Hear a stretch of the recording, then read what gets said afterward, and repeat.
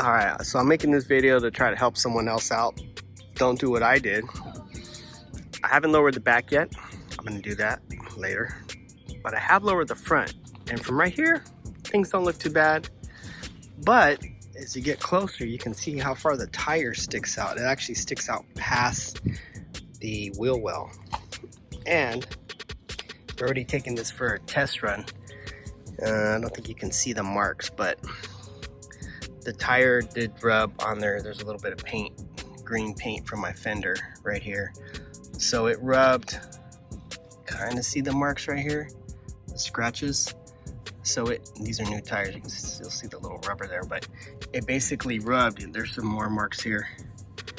It rubbed, as soon as you get in the car, it's gonna lower another ½ inch probably just from your weight, your body weight. But you hit a dip and it's gonna rub. So what did I do wrong? So my mistake was I used empty drop spindles and I put disc brakes on them. And when you put disc brakes, you can't go with your stock 14-inch rims. You have to upgrade.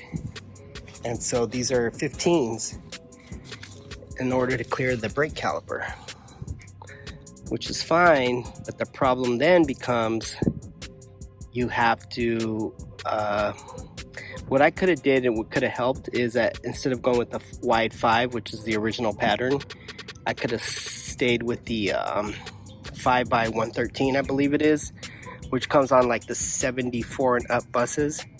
And that would have saved me maybe like ½ an inch, maybe ¼ inch. It would have brought my wheel in a little bit closer. And it might have helped a little bit, but not enough to clear the fender. So if you're gonna do this, go with the small 5-bolt pattern. Will help bring your rim in a little bit.